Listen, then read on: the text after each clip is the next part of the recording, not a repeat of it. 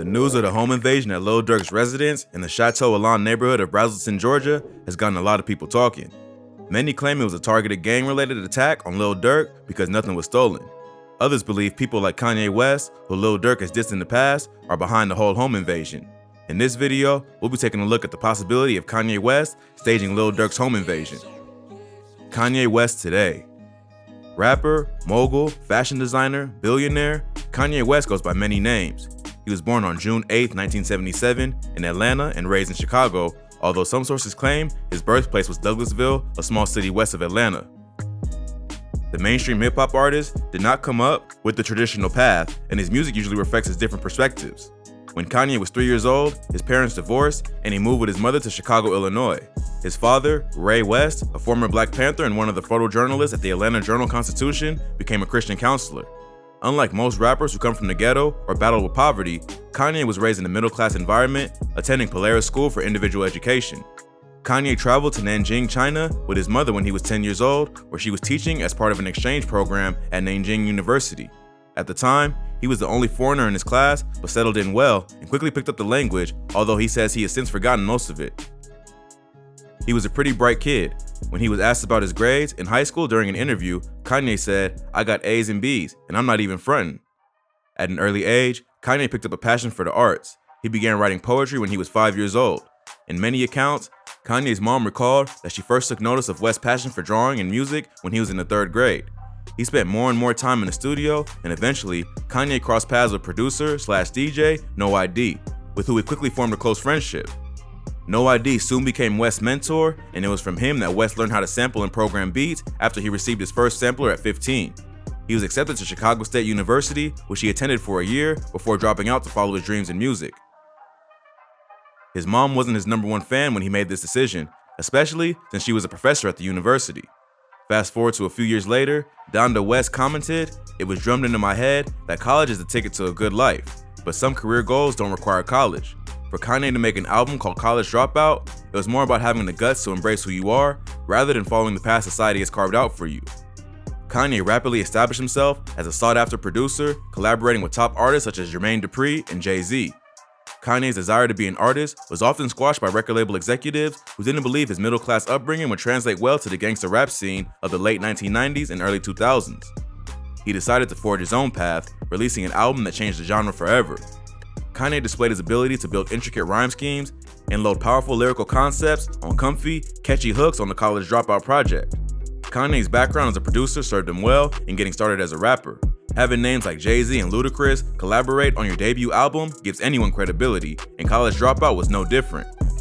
It reached #2 on the Billboard 200 and immediately established Kanye as an innovator in hip-hop. Lil Durk Today.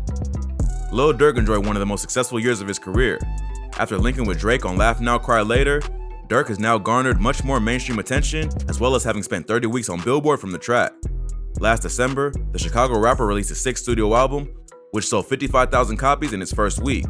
Durk then released a deluxe edition in January, generating a lot of buzz thanks to the hype he generated with his single/video, Kanye Crazy.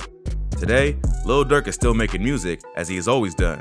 His hustle is intense, and his relationship with Interscope and Alamo Records seems to be a label relationship that actually works for him. But while his career is on the rise, Lil Durk has somehow managed to make some enemies that seem to trail him everywhere he goes. Before the release of Lil Durk and Lil Baby's joint album, The Voice of the Heroes, a snippet of a track off the project was leaked, and people on the internet believe Lil Durk was taking shots at a few of his fellow rappers. When Durk's verse from Still Running with Lil Baby, also featuring Meek Mill, surfaced on the internet, fans on social media began dissecting and examining the lyrics, and word began circulating that Durk took shots at deceased Chicago rapper FBG Duck and Quando Rondo. Others believe that Durk also came after Youngboy Never Broke Again. In the line that got everyone talking, Durk rhymes, "That was the moment he ran, and he knew he ain't ducking, his ass out of luck. We do it for Vaughn, we don't wait till it die down, we load and we do it tomorrow." Apparently, while supposedly shopping on Michigan Avenue, FBG Duck was shot and killed in broad daylight in Chicago's Gold Coast area. FBG Duck was struck by gunfire after several individuals jumped out of cars and began shooting at the people on the sidewalk in the high-end shopping area. Just before FBG Duck passed, he had issues with the late King Von, a close friend of Durk, who was also signed to Lil Durk's Only the Family, OTF, record label. However, in September of 2020, a month after Duck was killed, Von claimed that they had mended fences. but from Lil Durk's bars, it doesn't seem like they were cool. They probably didn't finish mending fences. This wasn't the first time Lil Durk has dissed FBG Duck by name in the past. Late last year, Durk dropped a song from his The Voice album in which he raps, "You come outside without your gun, little boy, you dumb as fuck. Ain't no quick run to the store, they pop out, fire you up. I told my P up through the gate that I get high as fuck.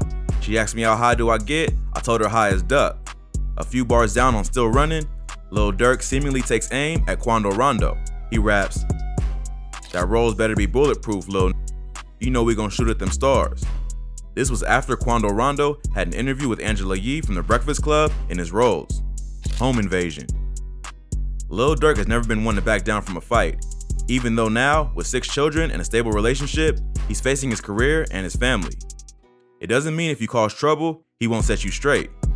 There have been a lot of rumors about who was behind the break-in, and the internet has gone wild with the discussion. Many, however, believe that the invasion was gang-related since it seemed more like a targeted hit than a failed robbery. At about 5 a.m., Lil Durk and India Royale got a rude awakening when a group of unidentified individuals forced their way into his home. After they were able to get in, the Georgia Bureau of Investigation reported that the couple exchanged gunfire with the intruders, who managed to flee from the scene before cops arrived. News of the invasion came about a month after Lil Durk's older brother, rapper OTF D-Thang, was shot and killed. The 32-year-old rapper did not see as much commercial success as Lil Durk, but he had a strong passion for his art. According to Cook County officials, D-Thang, whose real name is Dante Banks Jr., was found dead on the 7900 block of South Loomis Boulevard in Chicago. Reports say D-Thang was shot in the head outside of a nightclub and died on the spot, citing alleged witnesses who say they saw the shooting go down. Prior to the shooting, a police officer saw a club patron with a gun in a separate incident. An altercation ensued, during which an unidentified suspect shot the officer. He was rushed to the hospital and was later released in good condition. Later in the night, police responded to a deadly shooting in the 100 block of West 155th Street, which claimed the life of Seneca Prince. Police believe that the series of shootings that day may have been retaliatory. It's hardly a coincidence that Lil Durk's house got broken into not long after his big bro caught a bullet in the head. Lil Durk vs 6ix9ine beef. Lil Durk and 6ix9ine have a consistent track record of taking shots at one another over social media, which always stems from arguments that are gang-related. Their beef started when Tekashi 6ix9ine visited Chicago and insulted those who had come up in the city. Lil Reese and Lil Durk did not take this lightly, as he paid his dues by pouring one out and announcing his future album. Lil Reese came to Instagram to warn 6ix9ine that if he keeps trolling like this, he may end his life. Lil Durk responded by revealing that Tekashi's team paid him $3 million to engage with the New York rapper. Tekashi has taken every opportunity he gets to taunt Durk. After the death of King Von, every time Durk takes to social media to mourn his fallen friend, Tekashi 6ix9ine pops up to taunt Durk in the memory of Von. Even in the worst of times, 6ix9ine continued to be disrespectful. While friends of Durk were expressing their sympathy for the death of D-Thang, Tekashi decided to go after his rival. In response to a post on DJ Academic's Instagram page, Tekashi said, "@Lil Durk, tell the truth about your gang, man, they really dying." In the industry, Tekashi is known to be a troll, and he has been the center of several controversies with artists like Trippie Redd, Chief Keef, Meek Mill, and several others.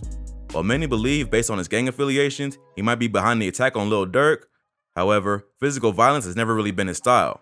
He might get into a nasty fight over the internet, but he never seems to go anywhere close to his ops physically. Kanye West and Lil Durk. Some rumors have also been flying around that Kanye West may have been behind the home invasion.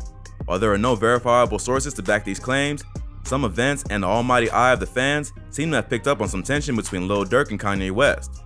With the uncertainty of the release of Kanye West's new album Donda, which was expected to drop last year, Lil Durk has been having a fun time messing with his fans about whether or not he's on the project. For a project so dear to Kanye, considering it's named after his own dear mother, many are unsure if the PR stunts Lil Durk has been pulling off sit right with Mr. West. Until the listening party at the Mercedes Stadium, Lil Durk has made a couple of statements hinting that he missed the golden opportunity of being on the project. Then, to everyone's surprise, his voice was heard on one of the tracks played during the listening party. It seemed to many Kanye West fans that Lil Durk might have been trying to steal the spotlight from Kanye. And if there's one thing we know about Kanye, it's that he doesn't like to share his glory with anyone. No one knows if the home invasion was Kanye's way of sending a message to Lil Durk, but some online people believe strongly in this theory.